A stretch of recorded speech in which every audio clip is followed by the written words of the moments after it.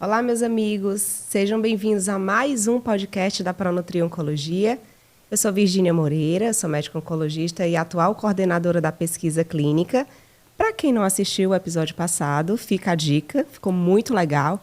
Teve a Branca aí como convidada para poder falar um pouquinho sobre a questão da pesquisa, né, como é que desenvolveu na Pronutri e como estamos atuando hoje. E hoje aqui temos um convidado muito especial para falar de um tema. A gente ficou pensando o que é que a gente poderia falar ali, o que é que vem no consultório. E nutrição não tem como não abordar, impossível não abordar, né? Porque eventualmente fica no consultório, posso comer isso, posso comer aquilo, evito isso ou aquilo, suplementação de vitamina, tudo. E a gente pensou nesse podcast justamente para poder trabalhar um pouquinho mais sobre esse assunto. E claro, eu trouxe um faixa preta, né, para conversar comigo, né? Uma pessoa aí que tem uma autoridade no assunto e foi um convidado muito especial. Vou apresentá-lo. Estamos aqui com o Dr. Alberto Alisson Lacerda Santos. O Alberto ele é nutricionista, graduado pela UES, pós-graduado em nutrição e oncologia pelo Instituto AVM da Unileia, pós-graduado em terapia nutricional e nutrição clínica pelo GANEP, pós-graduado em obesidade e emagrecimento também pela Unileia, pós-graduada em nutrição comportamental e clínica pela Uniguaçu, e ele é coordenador de nutrição e nutricionista da Pronutri há 23 anos. Então, olha o currículo. Só isso. Pouco tempo, né? Bem-vindo, Alberto, Obrigado, a mais Virgínia. desse podcast. Obrigado a todos que estão nos assistindo. Desse currículo aí, o que eu mais me orgulho é o último, tá? Oh, que bom. É o último. Estar na Pronutri há 23 anos é um orgulho enorme. Sabe aquele sentimento de que você sempre quis jogar no time que você torcia? Entendi. Entende? Uhum.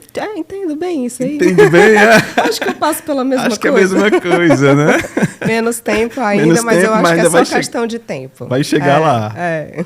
Então, muito orgulho, bom estar aqui num assunto que, como a gente já havia conversado antes da gente entrar, gente, é o assunto que nós levamos hoje cerca de 30% da nossa consulta somente de esclarecimento sobre dúvidas sobre suplementação, sobre o que comer. Eu posso comer isso, eu posso comer aquilo.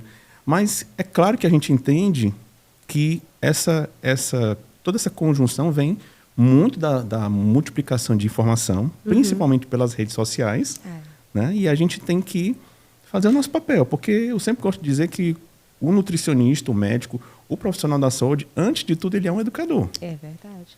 Né? Nosso papel é, antes de tudo, educativo, porque a partir do momento que o paciente sai do nosso consultório, ele vai viver a vida dele normalmente. Se a gente faz a nossa terapia, depois que ele sai do nosso consultório, ele vai viver a vida dele normalmente. O que ele vai carregar? Eu acredito que o que ele vai carregar é aquilo que nós o ensinamos. É verdade. É verdade? Uhum. E isso que você falou, né, em relação... Ele vai transmitir o que passou na consulta, a confiança, porque antigamente todo mundo... O acesso à informação era mais difícil. Hoje Sim. todo mundo tem acesso e várias informações, tanto que eu digo assim, o Google ele é maravilhoso, mas tem um monte de abobrinhas também, então você tem que saber onde procurar, onde pesquisar e as fontes, né? E a gente tinha pensado sobre isso, falar sobre justamente nutrição inteligente, suplementos e estratégias contra o câncer e o que a gente deve evitar. Sim. Né? E aí eu tinha pensado em relação a essa questão de suplementação, quando a gente fala em suplementação dos sintéticos, que seriam as vitaminas que a gente compra na farmácia, tudo. Sim. Mas a gente entende que se a gente tiver uma alimentação natural balanceada, essa suplementação já viria da própria alimentação, não tenderia a suplementar. Claro que cada caso é específico, histórias, pegressas, cirurgias, tudo. Verdade. E necessidades, aí sim a gente precisaria. Mas aí a gente pensou em relação às perguntas que vêm ali no consultório. Pensando aqui eu como oncologista, o que é que eu escuto, né? E aí, aquelas perguntas, posso isso, posso aquilo? Eu sempre demando muito para a nutrição, mas vamos aproveitar esse momento aqui para poder conversar. Sim. E aquela minha primeira pergunta. Aquelas vitaminas que a gente tem na farmácia, de A a Z, né? Aquele que a gente toma, né? Faz sentido aquilo ali? Eu queria que você falasse um pouquinho sobre isso. Pronto, a vitamina C que a gente toma 1 graminho todo dia, né? Uma laranja substitui ou não? A gente precisa fazer aquela suplementação. Essa é uma coisa básica de dúvida dentro de consultório, né? Mas antes, o que é importante é a gente lançar base sobre alguns conceitos, né? Principalmente sobre conceito e sobre o princípio. É que eu acredito que o princípio você acabou de falar, que é o quê? O princípio da individualidade. Certo. A gente tem que se basear em que o nosso paciente ele é único, ele tem uma história única, ele tem uma cultura única, ele tem um acesso financeiro único. Então, quando você fala em nutrição, e até mesmo na abordagem médica também, o paciente tem que ser levado em consideração a sua individualidade. Por quê? Quando você pega um conceito, aí já entrando no conceito da suplementação, o que é a suplementação? É você colocar além do que está faltando. Certo. Certo? Você tem aquilo, mas quando você coloca além do que está faltando, você suplementa. Esse é o conceito da suplementação. Por quê? Porque isso está se perdendo no sentido de que todo mundo, eu posso fazer a suplementação que é igual do outro, na mesma proporção. Vai depender do que você está comendo, vai depender, né? do que você é. E do que você é verdade. Do que você é. Quem é você? Quem é você como paciente? Quem é você? Você é homem? Qual é a sua etnia? Qual a sua idade? Como é que está o seu estado nutricional? Então, partindo do ponto da suplementação de farmácias, que nós vemos de A a Z, é muito comum. Eu, particularmente, não demonizo, certo? Por quê? Porque ela eu considero como uma ferramenta, certo? Uma ferramenta em termos gerais. Só que ela não se adequa a todo mundo. Onde é que ela vai se adequar? Ela pode se adequar a partir do momento em que eu tenho uma dieta muito restritiva. Então, ela suplementa de uma forma em termos gerais. Mas o que é importante nessas vitaminas, principalmente as vitaminas de A a Z, que são vitaminas de farmácia, né? Sim. Não tome de forma individualizada. Ou seja, passe por um profissional. Porque para você suplementar, primeiro você tem que identificar se você necessita mesmo da suplementação ou não. Certo. Né? Então, por exemplo, hoje criaram-se até meios de até facilitar o acesso dessas vitaminas, porque a informação começou a se difundir, começou a se diminuir. Então, qual foi a grande estratégia que hoje nós podemos ver? Vitaminas para homens, vitaminas para mulheres, de A a Z. Mas tem sua razão de ser, certo? Porque se você for avaliar vitaminas de homens e mulheres, ali você vai ver que existem níveis mais altos de dosagens de determinados tipos de micronutrientes e vitaminas. A depender do sexo da pessoa. Dependendo do sexo da pessoa. Por exemplo, vamos pegar aqui o homem. O homem, você vai ver que sempre naquelas vitaminas de A a Z, qual é a diferença daquela vitamina para a da mulher? Na dos homens, sempre vai ter mais magnésio, porque o homem tem mais massa muscular. Sempre vai ter mais zinco, porque o homem precisa de produção de testosterona. Ele tem uma produção de testosterona maior do que a da mulher. E também vai ter mais selênio, porque o que é que vai ter ali? A produção de esperma. O homem precisa da produção de esperma, então é vinda do selênio. Então, se você pegar agora, trazendo esse multivitamínico de homem para o da mulher, você vai ver que no da mulher vai ter mais folato, ácido fólico, saúde da criança, né? A formação do tubo neural. Você vai ver mais cálcio, né? Por conta da parte óssea, da parte hormonal. Você, como oncologista sendo clínica, sabe muito bem sobre isso, né? E ferro. Porque o que é que acontece com as mulheres? Todo mês tem a menstruação. Tem a menstruação. Né? De todo modo, não é ruim. Certo? De todo modo, não é ruim. Mas o que é a orientação como nutricionista? Dentro da equipe, se você está sendo acompanhada por uma equipe, por um nutricionista ou por um médico, avalie se existe realmente essa necessidade. Por quê? Vamos partir daquele ponto inicial. Você falou bem exatamente o que é a base de tudo. Uma dieta equilibrada não precisa de suplementação. Vou repetir. Uma dieta equilibrada não precisa de suplementação. Então, aí a gente já zera tudo. O desafio é conseguir, na vida corrida da gente de hoje, ter essa dieta. Eu agora estou grávida, né? Passei pela nutricionista, tudo. E aí o plano alimentar que ela me passou, eu estou andando com uma bolsa. Tem que andar. Para trazer tudo. A proteína, a fruta, a quantidade de frutas, né? Tem que ser. Durante o dia. Porque se você for depender da geladeira que tem ali, né? Ou então do bolinho que chega, aí você sai completamente do plano, né? O grande desafio é o dia a dia. É, o dia a dia. O grande desafio é o dia a dia, principalmente nós que somos urbanos. Né?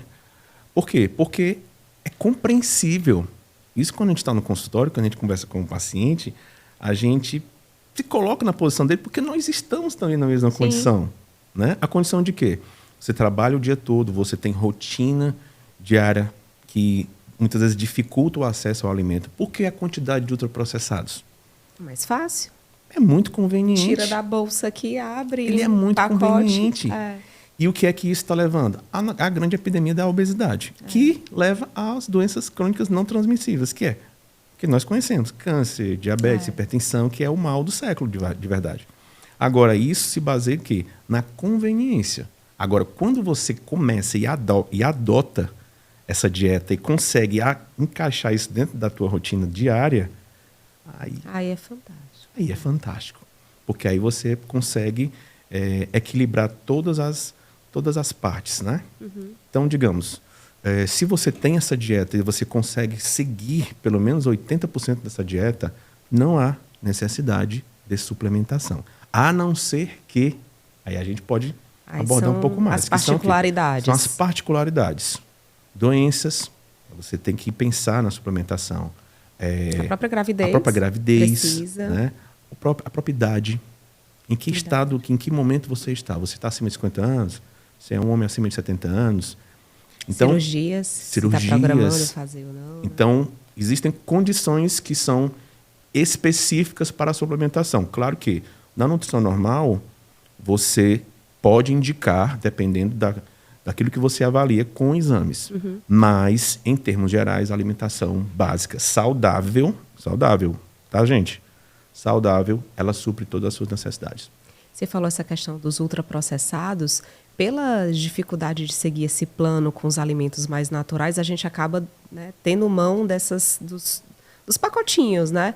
Então, reforça também para as pessoas, quando for comprar um produto, ver aquela questão que tentar ser o mais natural possível, né? Se existe, né? E outra dúvida que também surge bastante, o whey protein, por exemplo. Ele é uma proteína sintética, né? A gente pode conseguir isso através da alimentação, mas eu, assim, estou falando aqui de uma forma, não sou nutricionista, certo. Mas conseguir ali seus 14 gramas de proteína, como é que eu converteria isso em carne, ovo, enfim. Então, o whey é muito mais fácil. Mas, pelo fato dele ser sintético, ele não é ruim? Ou tem whey protein? Tem vários tipos. Explica um pouquinho também sobre isso. O whey é o soro do leite. Tá? Então, a palavra whey é soro do leite. Então, o whey protein é a proteína do soro do leite. Ele não é sintético, digamos, no sentido de ser artificial. A síntese dele vem a partir da síntese, né? Sim. Do soro do leite. Então, ele é extraído para que ele possa ser processado, no caso, vamos chamar assim. O whey protein é uma dúvida que é muito recorrente dentro do consultório. Por quê? Porque isso veio se difundir muito com o nicho esportivo. Na verdade, eu acho que começou daí, né? A gente escutar. E não é tão novo. Só quem faz musculação aí toma lá sua... Pois é, não é tão novo, não é tão novo. É uma coisa muito antiga. É uma coisa dos anos 70, 80. Que depois veio se aperfeiçoando, claro. Enfim. Mas o conceito do whey protein data da década de 70, de 80. Mas isso era parte do nicho esportivo, do nicho suplementar esportivo, né? De alto rendimento. Por quê? Porque o que é o whey, o que é a proteína do soro do leite? É uma proteína que vai fazer com que você aumente a dosagem de acordo com o objetivo que você quer naquele paciente. Por exemplo, por que é muito usado dentro do nicho esportivo? Porque o paciente esportivo ele requer mais necessidade proteica para a formação muscular. Certo. Então, por que ele é também interessante no nicho da nutrição clínica? Vamos falando aqui de oncologia. Porque esse é o principal. Eu vou falar uma coisa aqui e vou fincar uma bandeira aqui. O principal suplemento da oncologia chama-se proteína. Proteína. Por quê? Porque o paciente oncológico, ele é o paciente que mais sofre na perda muscular. A musculatura se acaba durante o tratamento. A musculatura vai assim embora. rapidinho. É corticoide, acaba a fadiga, faz com que a pessoa fique mais sedentária. Muito. E o músculo realmente a gente vê que O músculo vai embora. sofre. E a própria ação da célula cancerígena, ela faz com que você gaste mais ATP. Porque ela vai desorganizar uma coisa chamada ciclo de Cori. Então, vai acontecer por isso que a pessoa ela perde mais peso rapidamente. Porque existe uma demanda maior ali, fora o quê? Se o paciente está em tratamento, e juntamente com a concorrência da célula cancerígena, você percebe que existe uma concorrência muito grande em termos de energia, principalmente muscular. Então, aquela dúvida lá que acontece muito, o câncer se alimenta de glicose, é uma coisa que vem muito. Nossa, fala muito também. Corta o açúcar? Muito, muito, muito, muito. É uma coisa que sim. Mas, antes da gente entrar nessa dúvida, eu quero voltar nessa da glicose, tá? Mas o whey protein, existem 3 tipos de whey, certo? Concentrado, o hidrolisado e o isolado, tá? Qual a diferença dos 3? Eles são whey, só que eles são mais refinados e são mais purificados. Isso vem de quê? O whey concentrado ele tem uma quantidade um pouco maior de gordura junto com um pouco de carboidrato. Porque, para vocês entenderem, quando você faz a extração do whey, a proteína não fica pura, ela fica com residuais, tá? Quando você vai migrando para um whey hidrolisado e para o whey isolado, que são as composições, digamos, mais purificadas, você tem uma quantidade maior de proteínas. Agora, onde é que você vai indicar isso? Depende do paciente. O objetivo dele, né? Depende do objetivo. Um exemplo, o paciente tem intolerância à lactose. Então, qual é o whey que você pode indicar num paciente desse? O whey isolado. Porque ele tem residuais mínimos de lactose, a não ser que o paciente seja um paciente estritamente intolerante à lactose, tá? Com doença mesmo, localizada. Aí você pode escolher uma proteína, um conjunto de proteínas vegetais, que as pessoas chamam de whey vegano. Vegano. Eu não gosto particularmente do termo, porque foge do que é a origem de whey, tá? Mas você pode lançar mão de proteínas vegetais. Proteína do arroz, proteína do soja, enfim. Para fugir do leite. Para fugir da lactose. Da lactose. Lactose especificamente. Então, assim, a suplementação com whey, ela vem muito na necessidade proteica do paciente. Então, isso tem que ser avaliado em quê? Como é que está o estado nutricional desse paciente? A partir da avaliação nutricional que o nutricionista faz, ele vê se a quantidade de comida que o paciente está comendo, em termos de comida, supra a necessidade proteica, ok. Se não supre, você faz a suplementação com o whey, que é um instrumento de muita facilidade de conveniência. Sim. Ou seja, você tem ali, você coloca água, você bate e você toma. Então, é uma oferta proteica rápida, fácil e conveniente. Por que não suplementar? É excelente. Na minha opinião, excelente, prescrevo e faço uso. Então, é mito essa questão de dizer que ele, por ser um pozinho, tudo não é ruim, né? Porque assim, a gente precisa avaliar o conceito de ultraprocessados. Nem todo ultraprocessado é ruim. Por exemplo, o whey é um ultraprocessado, mas ele não é ruim. Agora, o que é que incide na problemática dos ultraprocessados? São os aditivos alimentares.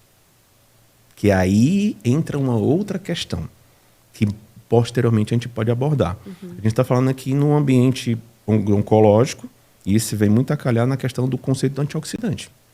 Porque os aditivos alimentares, a maioria deles, eles promovem a oxidação.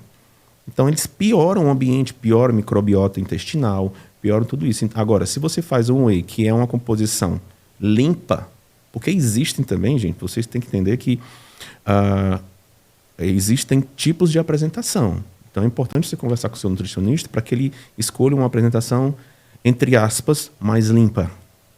Porque existem apresentações que vão sem corantes, né? Uma apresentação com menor quantidade de conservantes, para que aí você possa tomar um ultraprocessado bom.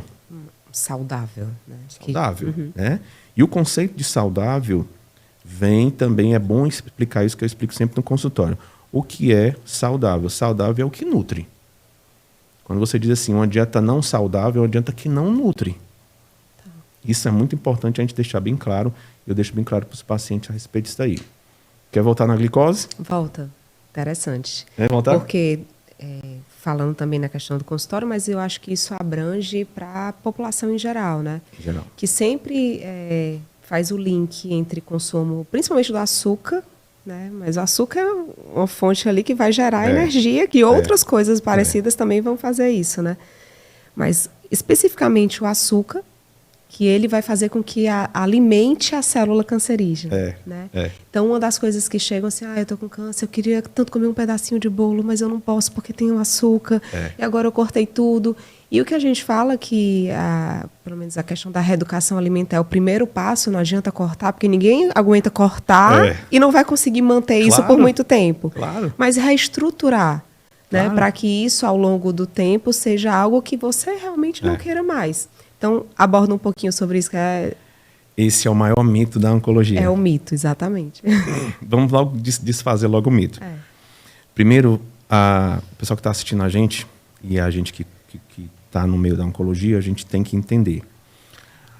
A célula cancerígena, ela é uma célula como outra, só que de crescimento desordenado. Tá? Então, se ela se alimenta de glicose, ela também se alimenta de gordura. Tá? Agora, o que as pessoas associam é o fato de você comer um alimento com açúcar e achar que aquele alimento que você comeu com açúcar vai para a célula cancerígena. É um mito, porque você pode fazer uma dieta sem açúcar e a célula vai continuar comendo glicose. Comendo glicose, você tem que entender o seguinte, existe um mecanismo dentro do corpo humano chamado gliconeogênese. Ou seja, eu posso lançar mão de glicose a partir de lactato e posso utilizar glicose a partir de glicerol, que é a quebra de gordura, ou seja, eu tiro glicose de gordura. E eu tiro glicose de aminoácido. Se você não comer nada de açúcar, o câncer ou a célula ou qualquer célula do seu organismo, ele vai se alimentar de glicose, porque o organismo ele vai trabalhar ele mesmo para produzir glicose. Isso é uma via metabólica chamada gliconeogênese. Então, cai por terra todo esse processo. Então, cai por terra também um outro conceito também que existe, que é o quê? A dieta cetogênica. Né? Não sei se você já se deparou isso em consultório, é uma coisa que é comumente. A dieta cetogênica é melhor para o paciente com câncer porque não tem açúcar. Mas não tem lógica o sentido de saber que o próprio organismo produz glicose.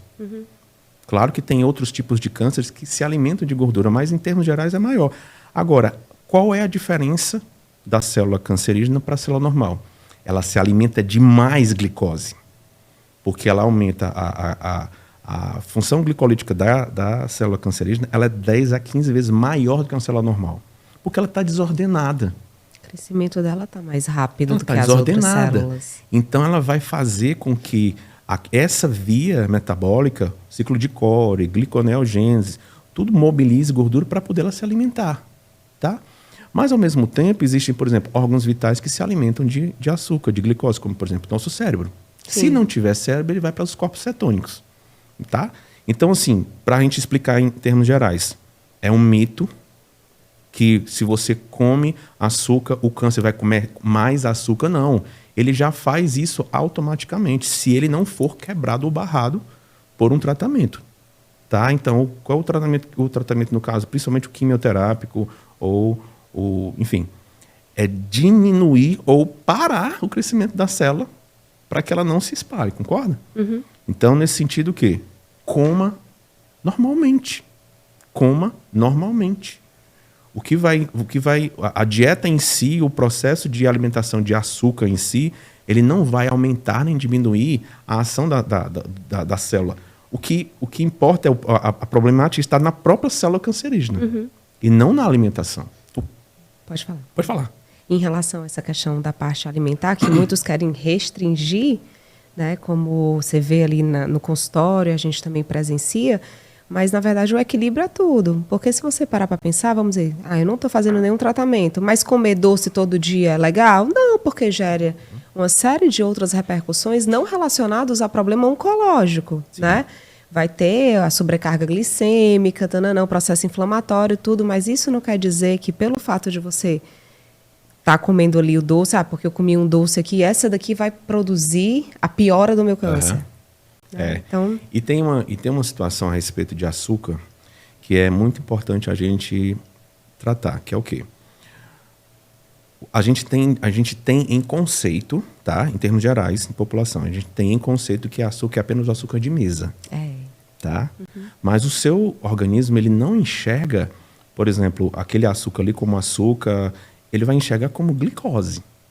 Então, se você come arroz, aquele componente alimentar ali, ele é formado de amido, que vai ser quebrado. Então, assim, existe um carboidrato maior, um menor, até formar a glicose. Então, é uma quebra até ser absorvido. Os carboidratos em si, né? Então, são os carboidratos que hoje está tendo um caminho que eu particularmente não gosto, que é o quê? Chamar alimento por nutriente. Que é o quê? Eu comi uma proteína. Você não come proteína, você come um alimento. Não é verdade? É verdade. Você tem percebido? Eu tenho percebido assim, eu comi carboidrato. Eu disse, você comeu carboidrato, mas o que é que tinha? O que era o carboidrato? Era arroz, era feijão, né? É a gente trazer de volta o conceito de quê? Tirar esse conceito que na nutrição a gente chama de nutricionismo, que é o quê? O reducionismo alimentar. Ou seja, você considera que você olha para um alimento e você diz, você olha um bife de carne e você diz, é proteína. Mas não é só proteína. Ali tem um conjunto de coisas que estão dentro daquele alimento, de nutrientes que você precisa daquilo ali. Claro que a maior parte é proteína, mas não é só proteína. Tá entendendo? Então, assim, quando você começa a entender esse conjunto de nutrientes que fazem parte do alimento, tudo se amplia. Você faz isso, ó. Sua visão ela se amplia. Né? Agora, os alimentos que têm quantidade de açúcar, eles vêm, né? Com a tarjazinha assim... Item rico, adicionado em açúcar. E não adianta de nada. Pior que você olha, dá um peso na consciência e... Você olha assim, meu Deus do céu. Essa semana eu comi um alfajor. Aí tinha assim, rico em graças, que era lá da Argentina, né? Eu disse, pois então eu vou comer muitas graças. Muitas graças. Como assim as graças? Você come assim, com certo pezinho na consciência, mas pelo menos ele tá ali enfatizando que, olha, aqui tá... Tem muito. Aqui tem muito, né? E é importante também a gente salientar, Virgínia, que essa é uma grande importância na educação alimentar sobre esse tipo de alimento, ele não pode ser completamente proibido. Ele entra no que eu gosto de chamar de raramente ou nunca, tá? Mas existe um momento de conveniência, de momento que você está ali e você vai ter que lançar mão daquele alimento. Mas ele não faz parte da sua dieta. Ele eventualmente vem na sua dieta, mas ele não faz parte. Então, quando você consegue comer saudável, chega a um ponto que você nem tem necessidade de comer esse tipo de alimento. Você nem tem necessidade de ir atrás desse tipo de alimento, principalmente os ultraprocessados, né? Então, chega a um ponto que você olha para eles e diz assim, não me apetece mais. Você vai para um supermercado, você não passa mais no corredor que tem eles. Claro que tem todos, né? Mas você não tem mais aquela busca, aquela né? busca que você tinha antes, porque você está tão completo que isso que já te basta. É verdade. Às vezes, quando você tá indo bem direitinho e come alguma coisa, você já fica, me bateu, não caiu legal. Não faz bem. Não fez bem. Porque eu já não estou mais acostumado com ele. Esse é o ponto onde todo nutricionista quer chegar. É aquele ápice que eu chego assim, cheguei aqui, pronto. Consegui. É verdade. Né? Eu consegui. Quando o seu cliente chega e fala isso, né? Você Isso aí é o auge. Outra pergunta que é demais. Eita. Os probióticos. Eita. Probiótico é polêmico também. Polêmico. Polêmico. Fala um pouquinho de prebiótico, probiótico. Existem 4 conceitos, certo? Que hoje já tem um conceito novo, que é o pós-biótico. Tem isso. Na verdade, são 5. Primeiro são as fibras, segundo são os prebióticos, depois são os probióticos, os pós-bióticos e os simbióticos. Vou explicar rapidinho. As fibras são os componentes que estão dentro dos alimentos, certo? Que podem ser solúveis ou insolúveis. As solúveis, elas geralmente diminuem o esvaziamento gástrico e dão mais saciedade. Tá? As insolúveis, que são presentes... As solúveis estão presentes em quê? Nas frutas, principalmente banana, pectinas, né? As gomas, banana, enfim. As insolúveis são aquelas que são mais duras. São aquelas, digamos, mais... O processo dela de digestão, ele não passa por um processo de digestão, mas ela tem sua funcionalidade, ou seja, dá mais consistência às fezes, tá? E ela retém mais água. Então, por que a presença das fibras insolúveis são importantes? Para que as fezes passem mais rápido, né, pelo intestino. Prebióticos. Prebióticos podem cair no conceito de fibras, principalmente solúveis, mas eles são outras modalidades. São modalidades que não são digeríveis, tem que passar pelo organismo, mas eles promovem um negócio chamado fermentação bacteriana. Tá? Que ele vai fazer o quê? Ele não é vivo, não é um organismo vivo, ele chega na luz intestinal e ali vai formar uma fermentação bacteriana que vai formar ácidos graxos de cadeia curta. Qual é o papel importante dos prebióticos? É alimentar as células dos probióticos, as células boas do intestino, e os enterócitos, que se alimentam de ácido graxo de cadeia curta. Então, ela tem uma importância fundamental. Interessante. Fundamental. Quando entra nos probióticos, aí já são micro-organismos vivos. Aquele líquido já está... O pessoal diz repondo a flora, assim. Repondo a flora, né? É interessante, o conceito é certo, a reposição de flora, por quê? A gente tem que entender que a comunidade colônica ali de bactérias, ela é formada por até trilhões de bactérias. Mas a maior parte delas precisa ser de bactérias benéficas, que a gente chama de bactérias boas. Principalmente formada por colônias de bifidobactérias, de lactobacilos. Claro que tem os residuais, certo? Mas em sua maioria são lactobacilos e bifidobactérias. O que é que elas vão fazer? Vão exatamente promover um pH um pouco mais ácido no intestino, para que ele possa matar as células ruins e também facilitar a absorção dos nutrientes. Porque, assim, a gente conversou tudo sobre suplementação aqui, né? E se o teu intestino estiver ruim para absorver? Aí complicou. Não adianta de nada, né? Por isso que a gente fala em saúde intestinal, porque se não houver saúde intestinal, tudo que você fala em termos de suplementação cai por terra. Entendeu? Entendi. Os pós-bióticos são os residuais dos probióticos, que são metabólitos. Uma área que tem muito estudado sobre isso é a área do skincare, ou seja, da pele. Você vai perceber que existem componentes pós-bióticos, que são residuais de probióticos, que estão usados muito na área da cosmética. Da cosmética.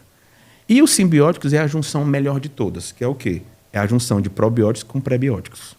Que aí você junta todas as características de todos e oferece de uma vez. Agora, um detalhe. Como é que mede isso? Por que prescrever isso? Como saber disso? Né? Essa é a questão polêmica que entra na nutrição clínica, na clínica do paciente. Por quê? Você precisa medir sintomas, você precisa medir os sinais, se o paciente apresenta algum tipo de sinal que, principalmente no caso digestivo, que leve você àquela conclusão, mas assim, como prescrever, como fazer, como você prescrever, tipo, como acontece muito nas prateleiras, que a gente vê na prateleira da farmácia, 10 a 9 colônias de lactobacilo, de bifidobactérias. Será que o paciente precisa disso mesmo? Entende? Entendi. Volta de novo à questão da alimentação. Tudo que está na alimentação pode ser usado em termos probióticos. Por exemplo, a gente falou em alguns alimentos.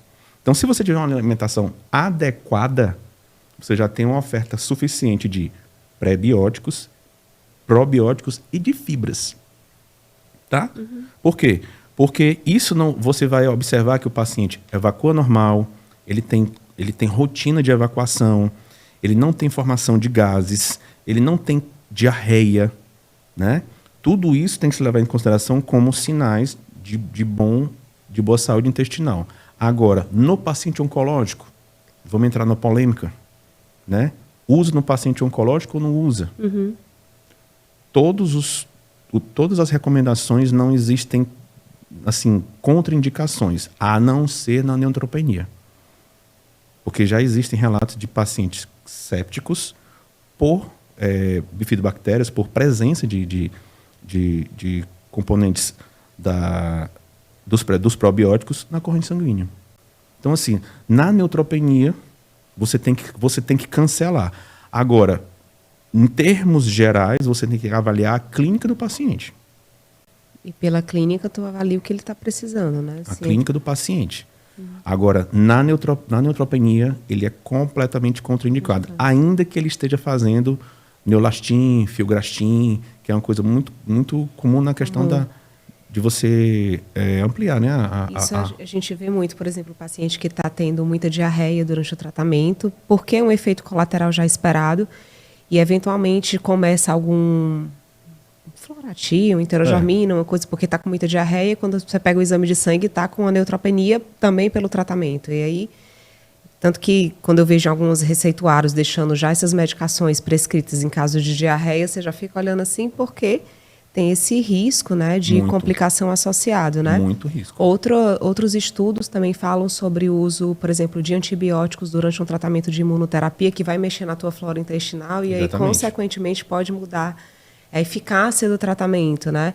Então, a questão da saúde intestinal, ela acaba sendo um ponto de muito interesse, né, para a parte da oncologia, porque alguns remédios vai potencializar efeito Sim. ou diminuir efeito, a depender daquilo que a gente dê, né, de suplementação ou então por conta de antibiótico, que pode mudar a flora intestinal, né? E aí você tem que entrar com a dieta.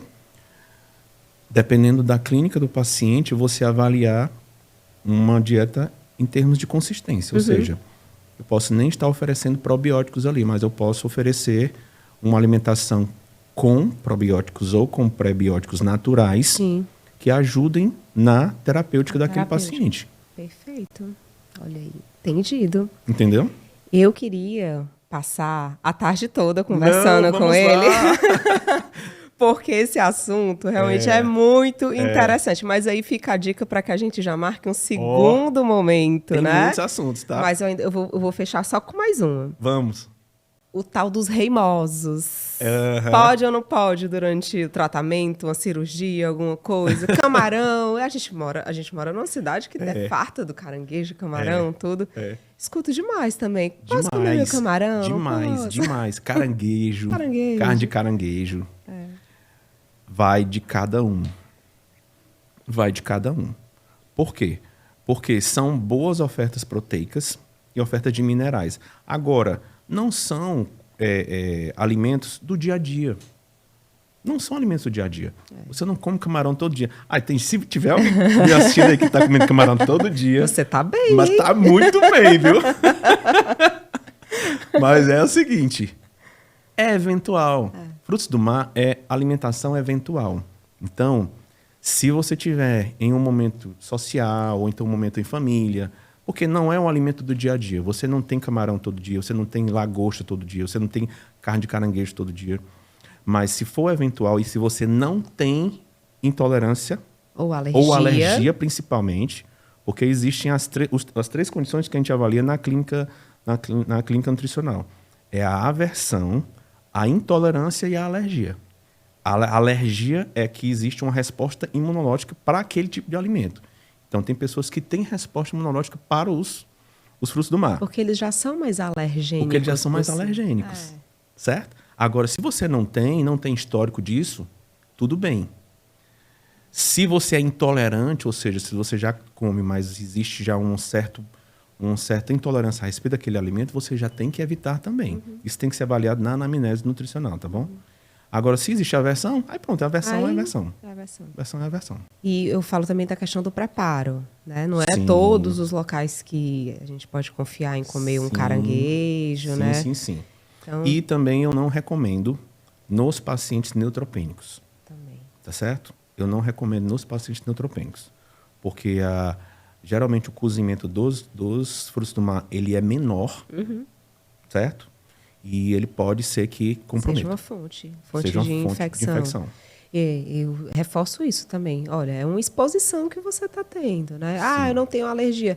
Mas esses negocinhos, eles são tão alergênicos que às vezes você desenvolve. Evite. Eu sempre falo assim, né? A gente conversa, mas eu falo da questão do alimento eventual que ele se trata. O fruto do mar é um alimento eventual, um alimento social.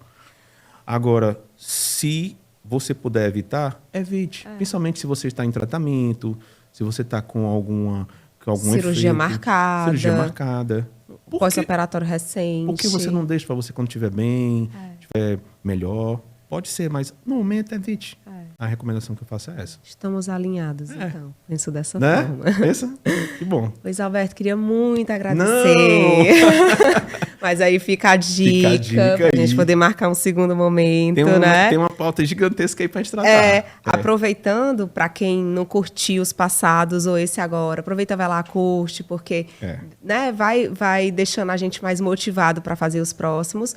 Mas eu vou marcar outro momento para a gente abordar. Se quiserem também deixar comentários em relação a pontos a serem discutidos, que foi muito rápido aqui, né? Sim. Mas para a gente trabalhar em outro momento. E Dúvidas, queria agradecer dúvidas, sugestões, né? Perguntinhas ali. E queria agradecer sua participação. Foi ótimo. Muito bom. Muito obrigada. Obrigado. Né? Que tenhamos mais outros momentos por aqui. Tá ótimo. Obrigada.